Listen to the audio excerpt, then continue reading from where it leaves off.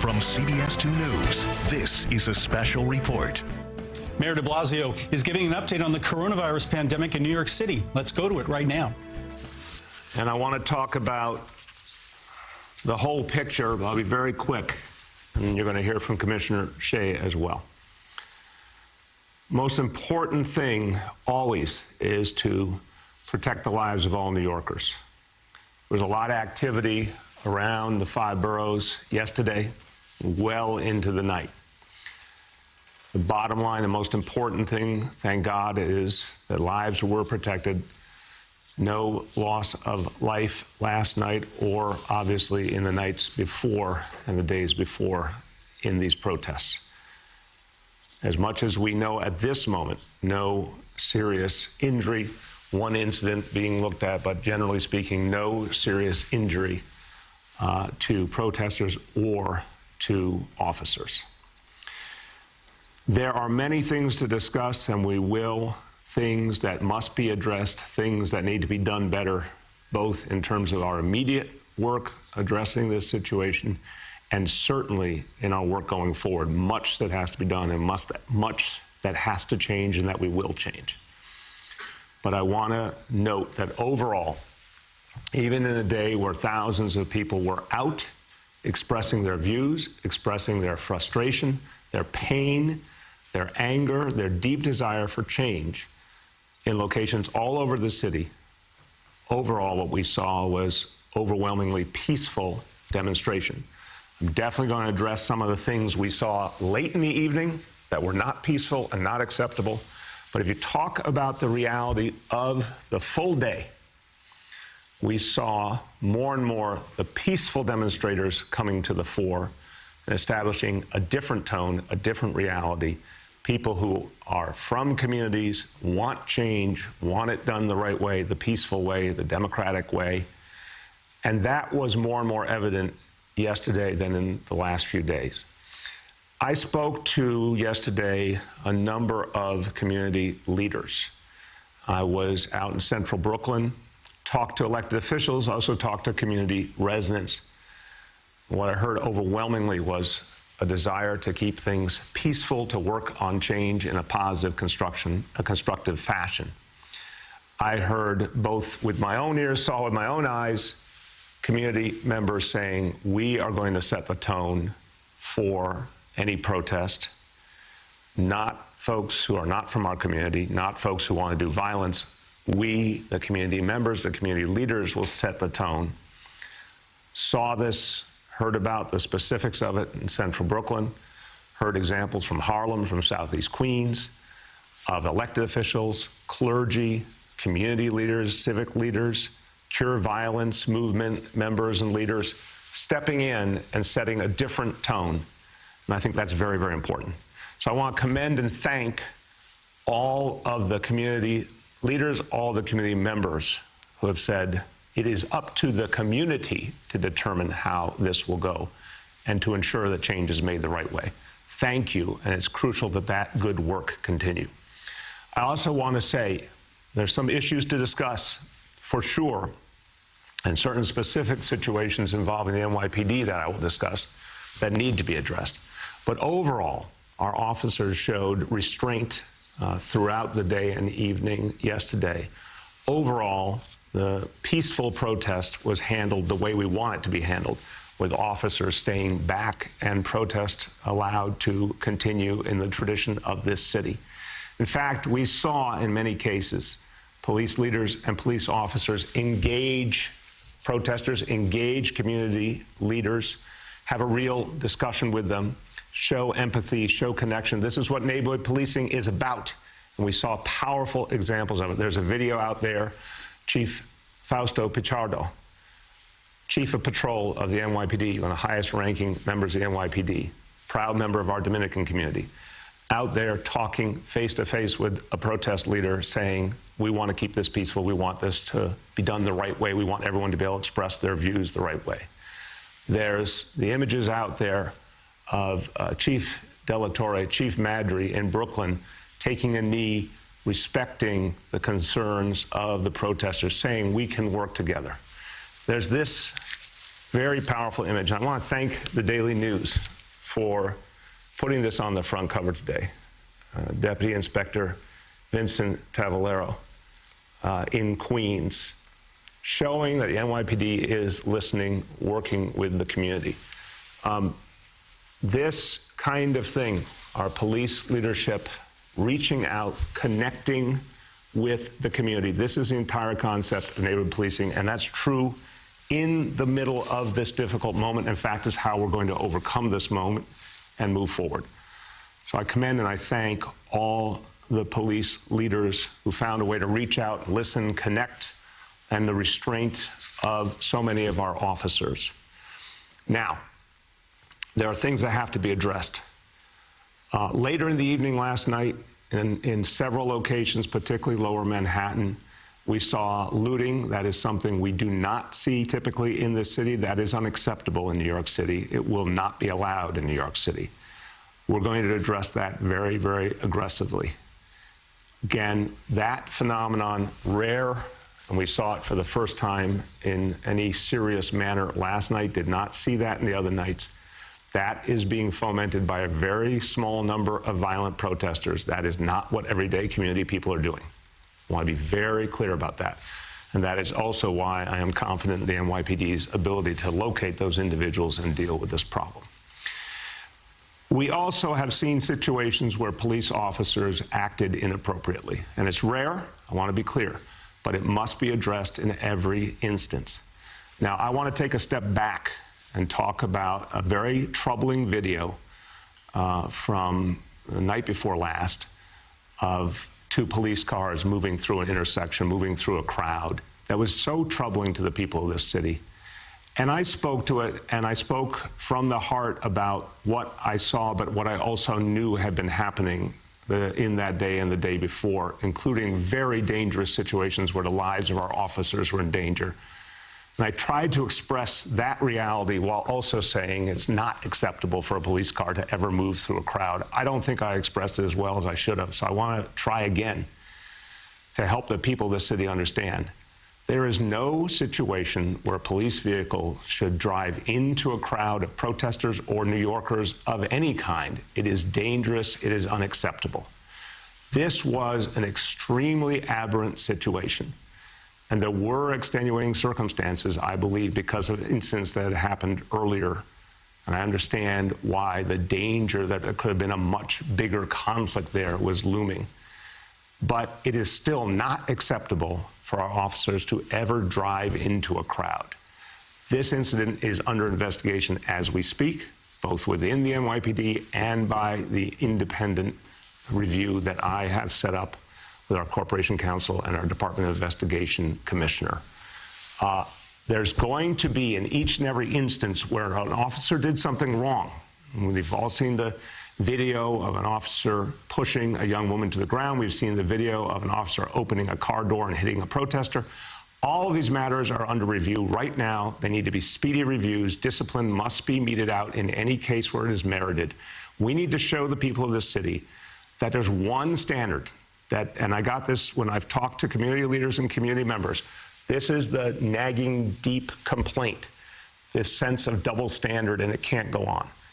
Vast majority of officers do their job well. The vast majority of officers are trying to connect to communities and do the right thing. They're in this job for the right reason.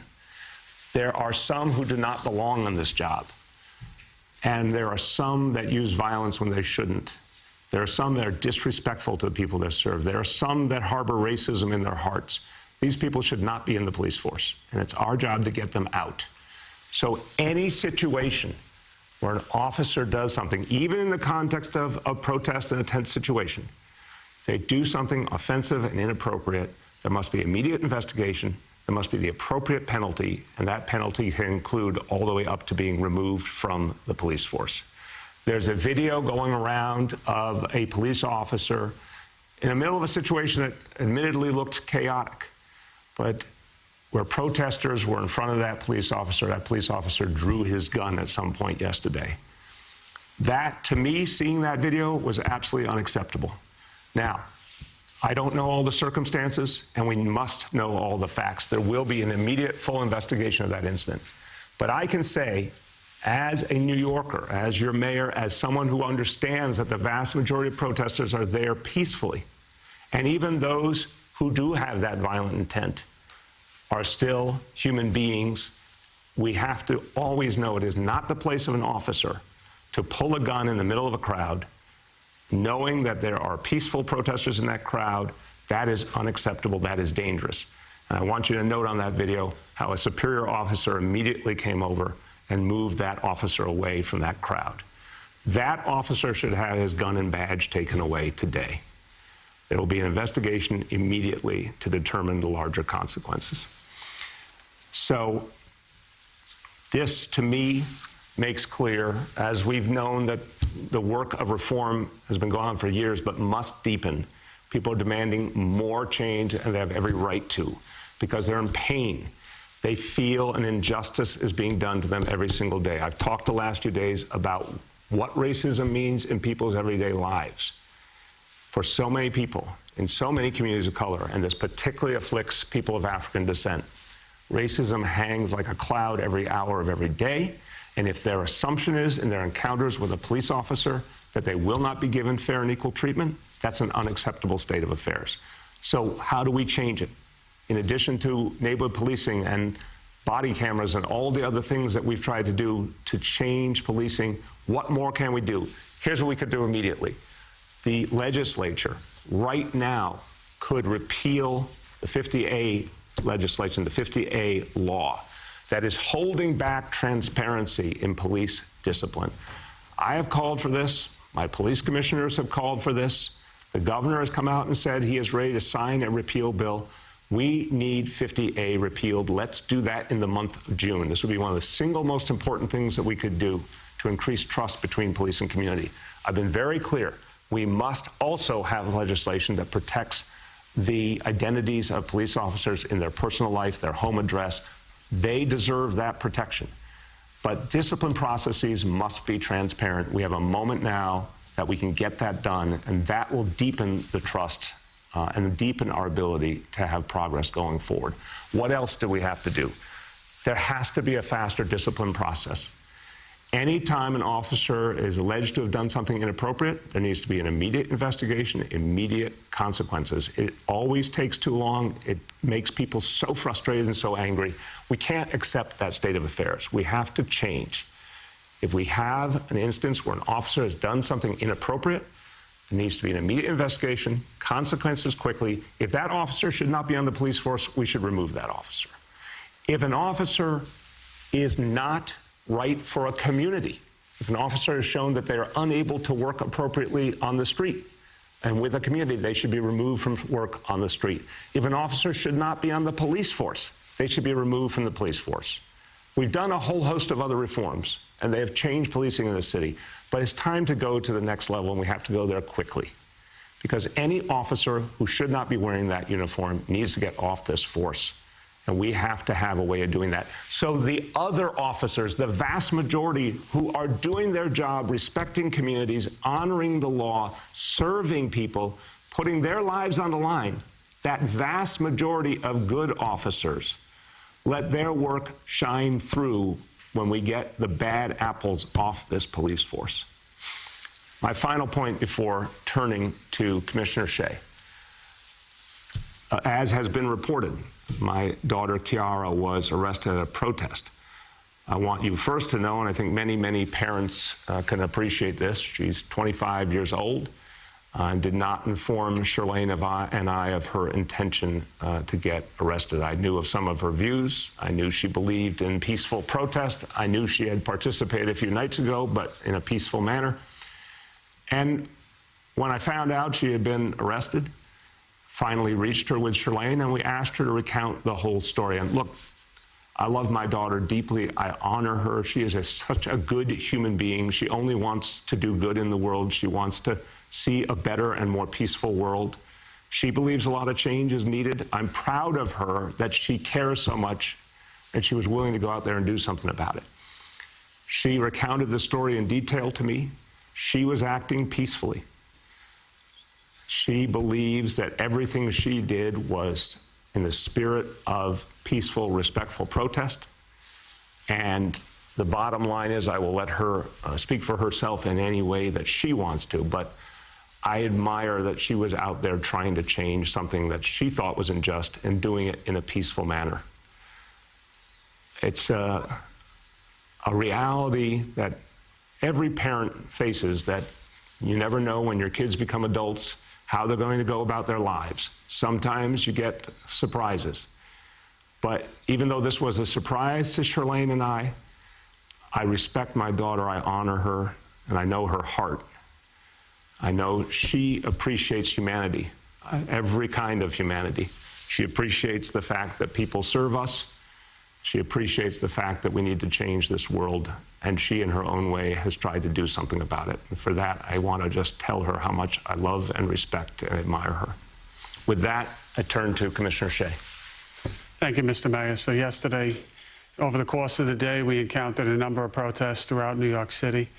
Large crowds were taking part in the protests. They were overwhelmingly peaceful throughout the day. They were concentrated in Brooklyn, Manhattan, and to a smaller degree in Queens. But again, the largest concentrations were in and around the Barclays Center in Brooklyn, and then in the area around Union Square, 14th Street in Manhattan. The Manhattan one was a little more mobile. Throughout the day, as I said, overwhelmingly peaceful protests. I think there was a different, less tension in the air from my perspective and the reports that we were getting back throughout the day. That changed as the nighttime came. What we saw was a marked shift about probably 8:30, 9 p.m. As many protesters were leaving for the day, we started to see some criminal activity concentrated more in Manhattan than other areas, and that's some of the looting that was recounted. We're still tallying up the totals in terms of arrests, injuries, or things of that sort. As the mayor said, we start with the most important thing, loss of life. We did have some dangerous incidents in New York City yesterday attributed to the protests, but thankfully there was no lost life. I thank the officers and the protesters, community leaders that came out again. I think this is an ongoing process. We're in day 4. We expect more protests throughout the city today. And I will tell you that the men and women of this police department will be consistent. They will be out there again, ensuring the rights of people to peacefully assemble. And we ask all New Yorkers to participate and do it safely. Thank you very much, Commissioner. Let's take some questions from the media, and please let me know the name and the outlet of each journalist. We'll now begin our Q&A. The first question today goes to Jen Peltz from the AP. Hi, Mr. Mayor. How are you? Good, Jen. How you doing? Fine, thanks. I wanted to ask whether you are considering a curfew, and if not, whether you're considering any other steps other than what has been done in the previous nights. Yeah, thank you, Jen. A central question. I appreciate it. To date, we have not believed the curfew is the right strategy, but the commissioner and I are going to talk about it as an option today. We'll discuss it over the next few hours. I'm also going to have a discussion with Governor Cuomo about it. We have to look at it as an option, but that being said, we have not made a decision. There are advantages and disadvantages, to say the least, to instituting a curfew. Previous nights, I think, were different than what we saw last night, so we're weighing that right now. In terms of the strategies that will be in effect tonight, I'll let the commissioner speak to it, but I can say, having gone all over the areas where there were protests last night, I saw a huge number of NYPD officers, which I think is essential to keeping the peace where there is this kind of attempt at looting. So we have a lot of officers ready to go. I think a lot became clear from last night about how to strategically approach the situation. I feel tremendous confidence the NYPD will know how to deal with it. Commissioner, you want to go into any further? Thank you. I was out there last night throughout the city, saw firsthand some of the activities. What a good day that turned bad, unfortunately, and I think it leaves a black mark on everything that's trying to be accomplished. Again, I made the reference yesterday, and I think it's appropriate. It's hijacking a cause, and you had such good stories coming out, whether it's the cover of today's Daily News or other stories. You saw a lot on social media. of all different ranks, not always agreeing, but agreeing to see and hear each other and listen to each other, and knowing that it's a long journey to get to where we want to be, to working together, to denounce when we see something wrong. That changed last night with the looting. We have to recognize that that is where the protest ended. There was no agenda for a protest last night as breaking into stores and stealing property. We will have a robust amount of officers, both in plainclothes and uniform, out there tonight. Anyone coming to, whether it's one of the outer boroughs or to Manhattan, with the intent to take advantage of people during this very difficult time, we are going to ensure that we do everything that you are prosecuted to the fullest extent of the law. If we see you driving a car into Manhattan and using it to facilitate that crime, you are going to lose your car.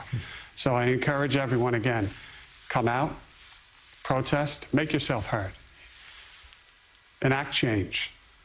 But we will have little tolerance for criminal activity. The one thing I will say is I saw increased, again, numbers last night of New Yorkers, of every faith, of every religion, of every ethnicity, speaking out against it, that they are not speaking for us. I saw many incidents where I was, quite frankly, a little worried that it was going to turn to violence, where people confronting people that are breaking windows on stores, saying that doesn't help us. I saw doormen, I saw residents coming down trying to aid, and I think that we are a significant part of this story, the NYPD and law enforcement, but it's a groundswell that's going to really end this terrible situation that we're in the middle of now. And we encourage all New Yorkers to speak up, speak your cause, whether you agree or disagree, but do it peacefully and work with us. Thank you. The next is Dave Evans from ABC. Hi, Mayor. I wanted to ask you a couple of things, and forgive me if you addressed this at the very beginning, because I was doing an interview right as you began talking. So I just... Dave? We seem to have a problem with Dave's audio 2 days in a row. Dave, are you there? Dave, do we have you here? Can you hear me? Yeah, try again. Start. No, you said you didn't hear the beginning of the press conference. So what is your question, Dave? Okay, Dave needs a new cell phone. This is what we're learning from the last 2 days. Dave, last call, Dave. We're in Lower Manhattan. It's a dead zone. I'm sorry. Can you hear me now? Yes. Okay. I just wanted to ask you if you could address some of the criticism of you and the police department that you have been too pro-police the last couple of days to defuse. I also wanted to ask... Dave, you got to get to a better cell zone, so I'll take the first part, and if we can get him back, we'll get the rest of his question. Last call, Dave. Can you hear me? Okay. Go ahead. Dave, last call. Can you hear me? Yes, I hear you. Stay still, Dave. What is the rest of your question? I just wanted to see if you thought Kiara had done anything wrong last night. No. Dave, look, I trust my daughter. I've known her whole life. She is an incredibly good human being. She just cares for other people. I've seen this throughout her whole life. Anybody who was hurting in her life, she would try to help. She was always looking out for the underdog. She was always looking out for the person who wasn't heard. She's just a very good human. Did a lot to try and help people in lots of ways. She's also been an activist for years in lots of different ways. This is not someone who would ever commit any violence, and she recounted in tremendous detail to Charlene and I what happened. And she was very clear that she believed she was following the instructions of police officers and doing what they were asking. So again, I'm going to let her speak for herself about the details, but absolutely, she was abundantly clear. She was peacefully protesting, not doing anything that would provoke a negative response. And the criticisms, Dave, look, I've spent the entire time in my public life trying to bring change to the relationship between police and community. And I know we have done something very different in this city in the last 6.5 years. I know neighborhood policing alone, and it's just begun, is going to create a transcendent reality where police and community come together. When you look at this, I'm going to show it again because I think it is so powerful. This didn't happen in previous administrations. It just didn't. Let's be very real about that. This is because neighborhood policing says find a way to connect with communities and work with communities and hear and see them, as Commissioner Shea just said. And you didn't used to have, Dave, a lot of police commissioners sitting here talking about hearing and seeing communities. We are making profound change, but we got to do a lot more. So what I have said these last days is we, the elected officials, the police leadership, we must change more. It is on us to do that. But I'm also going to express my respect for the vast majority of police officers who are doing their job out there. It's very tough circumstances the last few days. They've shown a lot of restraint. I'm always going to respect that. But any officer does the wrong thing, there need to be consequences, and they need to be fast. And we need to show, we need not to talk about it, we need to show it. So communities, we need to see action. That's what people will believe in. The next is Jeff Mays from the New York Times. Hey, good morning, Mr. Mayor. I have two questions. The first one is from my colleague, Ashley Southall. Yesterday, the police counterterrorism commissioner said that investigators knew ahead of the protest that interlopers were planning to use the protest as a foil for violence. But he said the police did not share that information with the public because they feared being seen as trying to sabotage the protest. Do you think it was the right decision not to put the public on heightened alert? And then my second question is regarding your daughter's arrest. Do you think the SBA or any other police entity violated any privacy rules when they released news of that arrest? Will there be any investigation into that incident? And should you have informed the public yesterday that your daughter was arrested? Why did you wait a whole day to let the public know? Jeff, I respect you greatly. I respect your news organization. I'm smiling and laughing because I think you misunderstand. If I had known that my daughter was arrested, I would have been the first to let the public know. I found out when my staff got a media inquiry, which gets back to your point about the fact that information was leaked. I have a 25-year-old adult daughter who lives her own life, chooses to share information with me if she deems to, but not something that's a guarantee when you're dealing with an adult child. So I knew that she had been out peacefully protesting on Thursday night. She had given me her sense of what she was seeing and her critique of things. Never heard from her after that she was involved in anything. I found out, the only reason I found out she had been arrested was there was a media inquiry that then I heard about from my staff. I reached out to her immediately and said, where are you? What's going on? I didn't even know if it meant in real time or it happened previously. And finally, she called back, and Shalane and I got in line with her, and she went through exactly what happened. And we did not know that it had happened the night before. And she told us about the experience. So, no, actually, this is a case, and this is the whole truth and nothing but the truth. The media knew about this before I knew about it. No, of course not. The SBA did something unconscionable, and it's not just because it's my daughter. They do this all the time with people's privacy. This is another one of the things that has to change. Look, police unions could be part of the change and the improvement in this city and this country.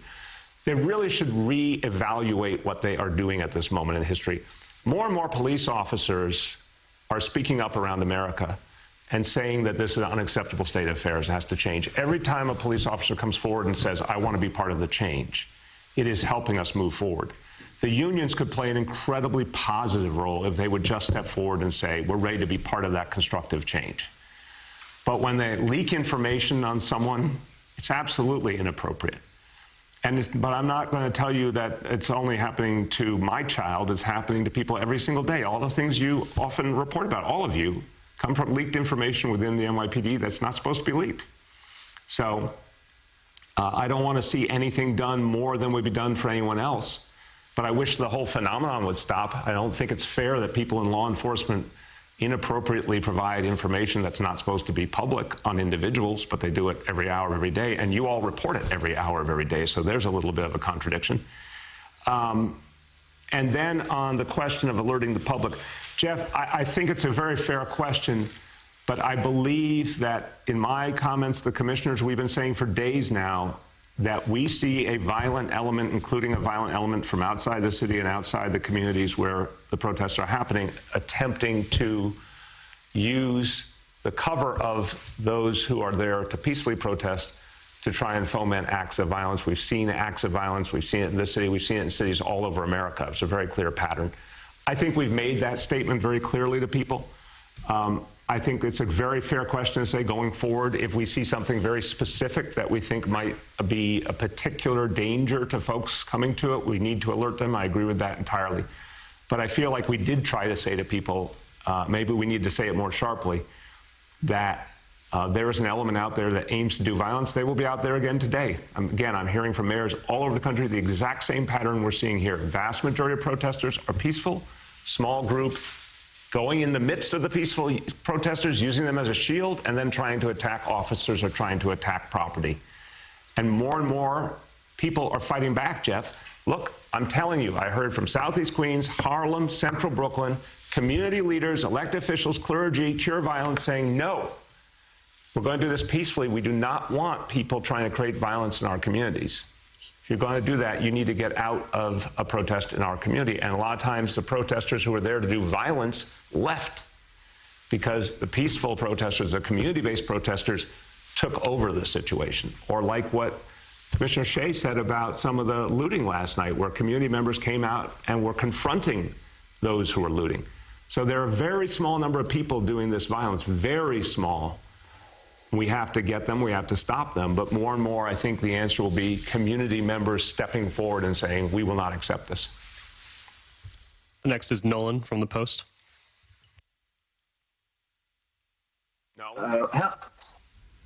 Nolan? What is going on with cell phones today? Nolan, can you hear us? Yes, I can. Can you hear me, Mr. Mayor? Go. How you doing? I'm all right. It was quite a weekend, and I'm not really sure to begin with all the questions. But maybe let's start here.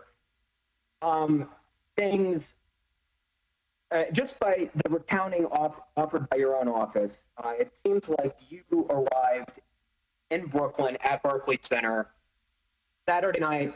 Sunday night, it was on Flatbush, and then, well, I guess it was Friday night, Saturday night, the case all blurred together. But I guess basically the premise of the question is, you seem to always come to Brooklyn after things had gotten out of hand. Wondering why we're...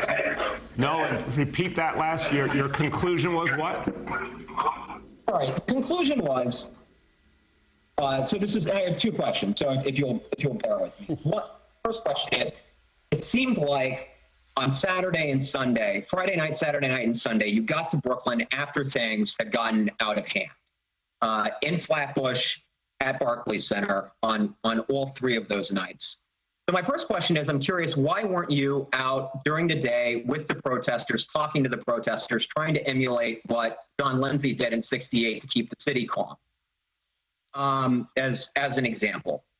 And my second question is to touch on your daughter's experience. I walked with the protesters from Barclays across the Manhattan Bridge last night. And when they arrived on Canal Street, they faced a wall of cops wearing riot gear, carrying nightsticks. The crowd was subsequently divided up into sort of a series of smaller protests, some of which did grow violent. Nolan, what is your question, my friend? What's your question? No, I gave you one question, Mr. Mayor, one of which was, why weren't you out? The first one. What's your second one? What's your second? The second question is, I wonder if everything that I've seen Saturday night and Sunday night doesn't meet sort of a common English definition of de-escalation, doesn't sort of meet a common English definition of what you would think community policing has looked like. I wonder if you think the police in these instances have been too aggressive. Okay, and thank you. Wonder that, and to finish the question, Mr. Mayor. It's a long question, Nolan. Come on, brother. Mr. Mayor, it was a very serious weekend. I'm trying to ask I questions. respect it. Just give me a question I can answer. Go ahead. I'm wondering if the police tactics of splitting these large protests, which are fairly good at self-policing, into several smaller groups, hasn't helped to fuel some of this violence? Okay, good questions. I appreciate them. Well, obviously, these are questions that I ask all the time. The commissioner's asking. We're talking. The commissioner and I talked yesterday. I'm not making it up. I think about 30 or 40 times in the course of the day. We are asking these questions constantly. If we were dealing with traditional peaceful protest, everything would have been different. And we want to deal with traditional peaceful protest. And my hope, Nolan, is that more and more that is what's going to happen. I mean, look, people have made a very powerful point, but what we need is for the community to speak more and more. And that's what we're seeing. Elected officials are speaking out, clergy. That is the essence of how we're going to make change. And peaceful protest is what has worked, and violent protest only comes with horrible unintended consequences, and it's the wrong thing to do unto itself. So the reason you saw a mix of different approaches is because you did have violent protesters mixed in, and that has been shown time and time again in these last days and all over the country. If we were dealing with, the commissioner and I have talked about this. I've been in a lot of protests as a protester. I've been there as an elected official. Commissioner has been there as a police officer. We have been to protests of 20,000 people, 50,000 people, 100,000 people, all peaceful, where the PD consistently stood back, let the peaceful protest move, simply protected everyone. That's what we believe in. That's what we want. That's not the hand we were dealt the last few days. And that's why there had to be also the ability to deal with those who were violent. So it is a balancing act the commissioner can speak to as well. Clearly, you saw yesterday many police officers working to de-escalate and the community coming to the fore. And I think those are very positive trends. We want to deepen those trends. To the 1968 reality, it's not 1968. We're in a whole different reality. I constantly think about what is the right way to engage. And what I've found it is to work with community leaders, who I'm talking to all the time, to figure out whether the best actions we can take to address concerns about each protest. I'm monitoring each and every protest as they're unfolding. When I go somewhere, sometimes it's because I don't like the answers I'm getting, and I go there to see for myself and to meet with the police leaders to talk about exactly what's going on. But it's not 1968. We're in a different environment. I think sometimes when a leader puts themselves in the middle of a situation, it actually exacerbates the situation. It doesn't address it when you're talking about a situation like this where there are different kinds of protesters. If we were dealing with community members, I was speaking to community members in central Brooklyn. I do that all the time throughout my life in public service. I'll do that all day long. But when you're dealing with folks who want disruption, who want to create something that will go on video and that becomes their cause to create a visible disruption, I gotta be smart about how I handle that. So we're conscious of this all the time.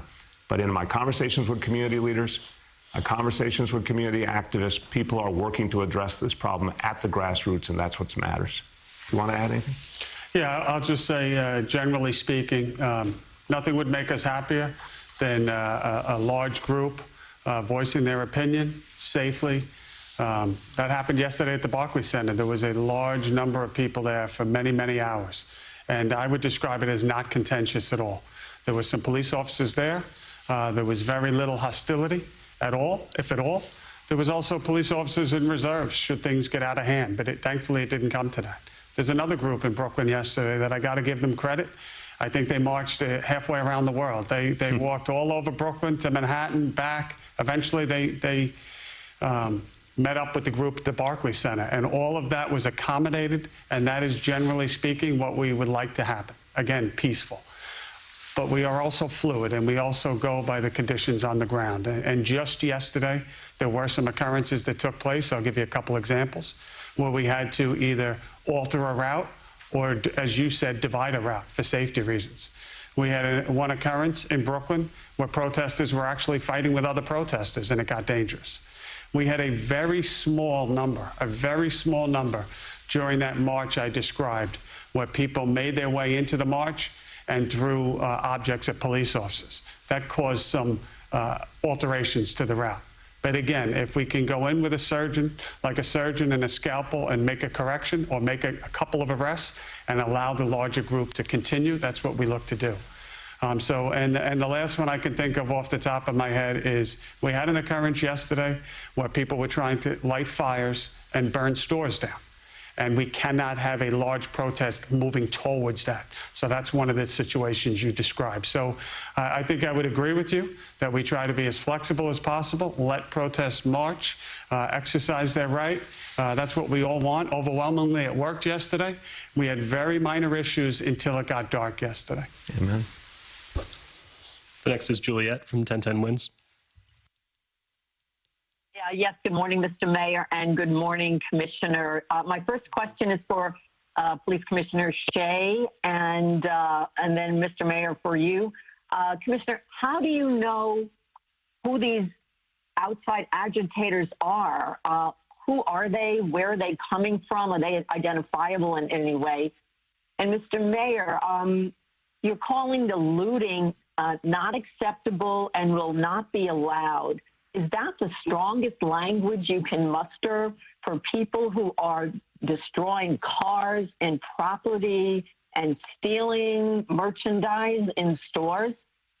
Juliet, I'm not going to fall into the notion of I have to use a certain language that someone wants to hear bluntly. I'm just going to be real with you. We're not going to allow it. It's illegal. It's wrong. And we're going to go deal with it. These folks have nothing to do with peaceful protest. What they're doing is criminal. So we're going to go deal with it. That's the bottom line. Commissioner, on the other question. Juliet, on the Deputy Commissioner John Miller's comments yesterday, I think he briefed members of the media yesterday. There are a number of ways that we look at this. We obviously have made some arrests, and we have the intelligence from those arrests, who was arrested. There's also a variety of open source advertisements, if you will, that are put out for the public to see. Some of this is not unique to this environment that we're in right now, unfortunately, where you have outside agitators coming in and trying to rally up people to do some bad things. That's done under the cloak of a greater cause. And again, this is what we're dealing with. It makes it a little bit difficult right now, but we are working with our federal partners. We're working with local authorities and just trying to, number one, first and foremost, as we start everyone, make sure that we don't have loss of life or we keep people safe. Then we quickly go to property. What we saw yesterday, we never want to see, and we're going to do everything we can to stop it, whether it's committed by somebody coming from outside or somebody within New York City. The next is Rosa from the city. Hi, Mr. Mayor. So you're taking kind of a bad apples frame to violent behavior by police that was your worst in, and I think by protesters too. But there are more sort of systematic ways to think about how police handle protests. There's a whole body of literature on how the kind of uniforms people wear, whether they wear helmets or not, whether they split crowds, whether they're on bicycles as opposed to bringing SUVs onto the street, and how that influences what happens. And so my question is for you and for Commissioner Shea, like, has the PD changed its model for crowd control in 20 years? What is the philosophy here? Does it need updating, or is this all kind of reactive, kind of individual responses? You get my question? Yes. Yeah, no, Rose, that's a great question. I'll start and turn to the Commissioner. There's a really good point you're making, and I appreciate in Nolan's question too, about whether there are parts of the tactics that have the reverse impact. And I would say if we were dealing with consistently peaceful protest, it would be immediately clear that we do not want riot gear. We do not want a large number of police officers. We want a de-escalation approach, just like we are showing in everyday policing. And I know that de-escalation training has had a huge impact on how police encounter a situation, because we've seen the reduction in gun discharges. We've seen the reduction in incidents that turn violent because of de-escalation strategies. And I think you're right also to say, even how police present themselves to the community, it is structural. It's not just about talking about bad apples. I agree with you. The culture of policing has to change. And that's what, at least from the policy level, we've been trying to do with the de-escalation training, with implicit bias training, with neighborhood policing, with a whole set of strategies I think are being felt on the ground in many ways, but we got a lot more to do. I think when you're dealing with a protest that mixes a small number of dedicated violent protesters with a group of peaceful protesters, it creates a deep complexity that has to be addressed. We see it. Rosa, we see it. We have, I wish we didn't, but we have the examples of the violent protesters. We've seen their instructions to people of how to attack property, of how to bring weaponry with them. We've seen the weaponry that's been recovered. We know there is a small subset doing this, and that changes the whole nature of the police approach. So I think your question leads to a really powerful point. Are we trying to get to the day where it looks very different and when there's a protest and the amount of police, the look of the police, the approach of the police? Absolutely. And I think we were doing that in many ways. Recent protests I've been at, like the climate strike, the police presence was very, very subdued. But this one is just a different reality. Commissioner, you want to speak to it? Yeah, the short answer is we evolve constantly. From many years ago with our disorder control unit to where we are with strategic response today. Every element of what you said, from uniforms to deployment to bicycles, constantly changes, and it is a fluid situation. I think that many New Yorkers would be surprised at some of the reports that we get on a daily basis within the police department. Forget the current climate of what we're going through right now, or even the months before with the pandemic. On an average day in New York City, you could have 6 protests that go off, and many New Yorkers have no idea about that. And they go off flawlessly. Each one is evaluated daily. And we work with the details that are in front of us. But we have certainly changed over the years and continue to, and always look to learn, but it's changed quite a bit. And we recognize exactly what you said, how we line up, how many officers we have, how are they dressed.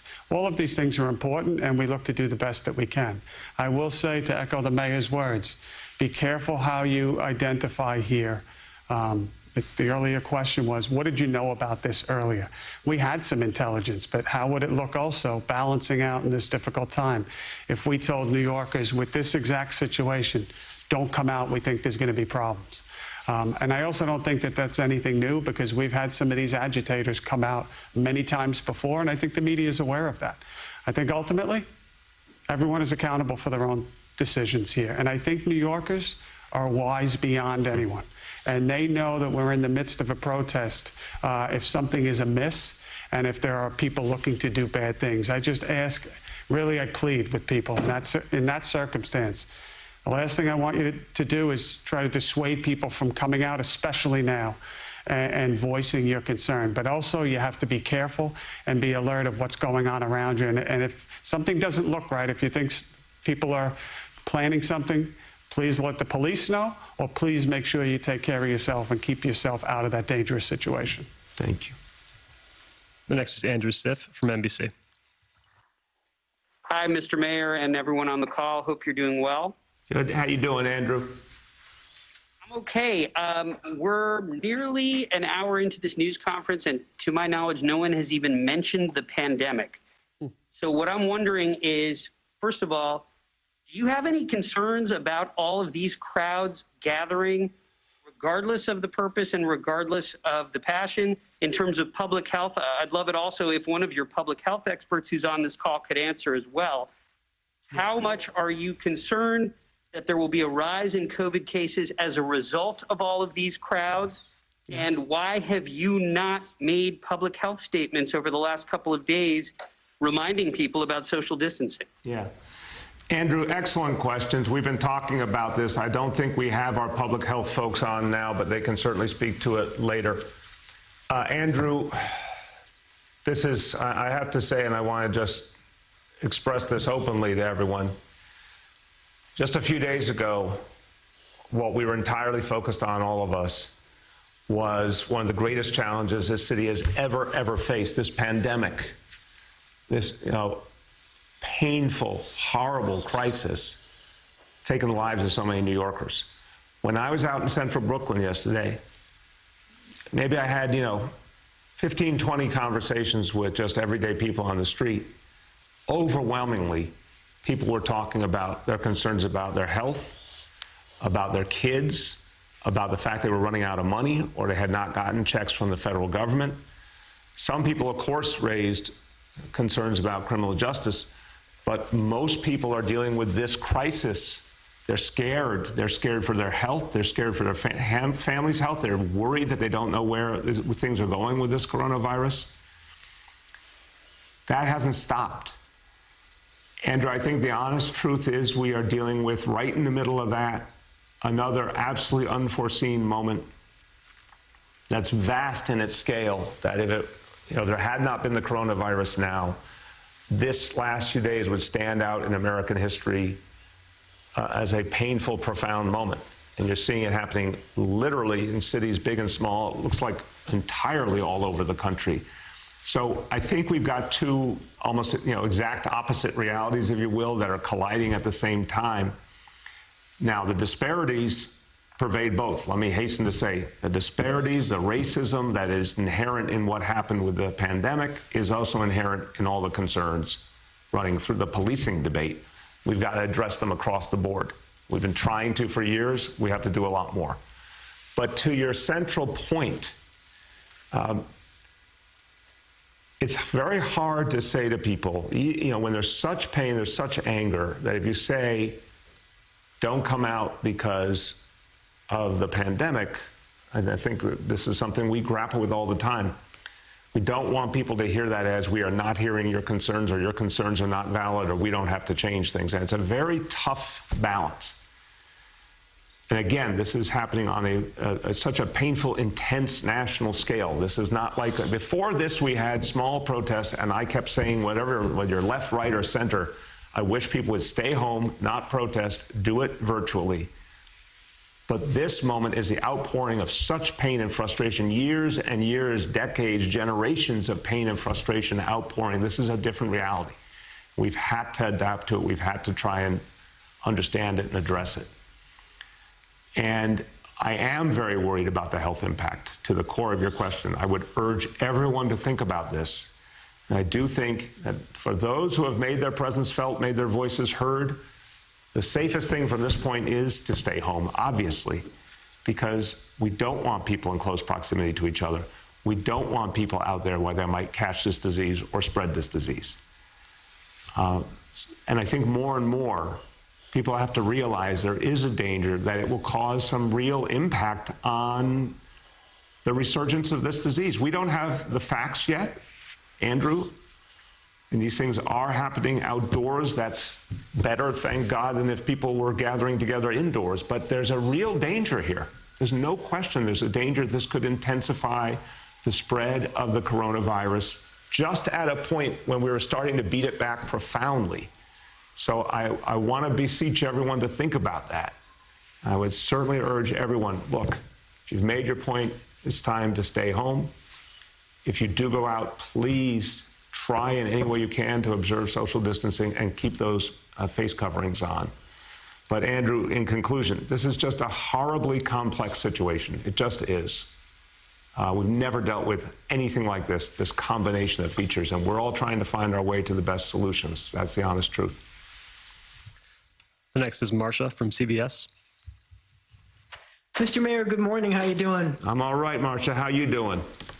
So I have a couple of questions. First of all, at times it seemed, because of the violent protesters who've joined, that the police have been overwhelmed. And I'm wondering if there's a so-called war plan going forward for how the police are going to deal with both the peaceful protesters and those who would seek to do violence or to loot or to engage the police in a violent way.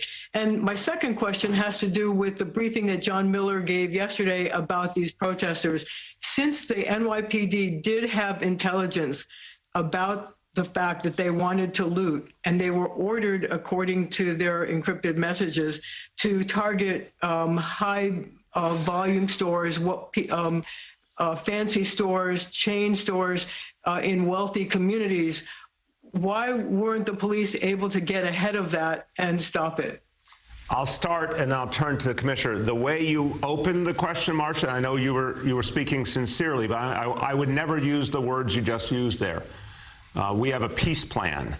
We have a plan to keep the peace.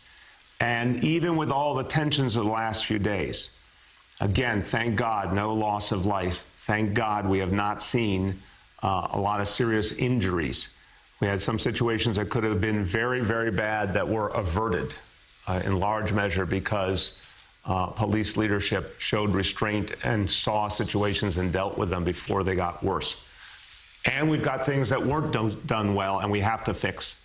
But overwhelmingly, the plan has been to keep the peace, to respect the peaceful protesters, to deal with those who are aiming to do violence. And that was working. It was not perfect by any stretch.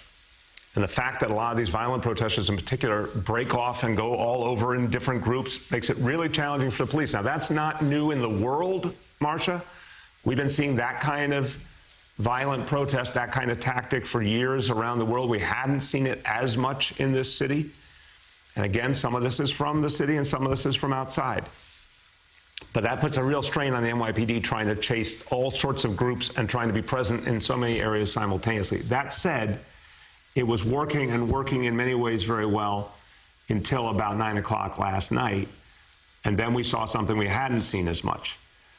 And that now needs to be defended against in a new and different way, and that's what will happen today. There was a lot of presence out, and we're going to make sure that presence is in the right places, seeing what we now are seeing from this violent few. But from the peaceful protesters, we saw people trying to just get their message out and not attacking property, not attacking people. So this is a day-to-day, hour-to-hour thing, and we're going to constantly make those adjustments. Commissioner.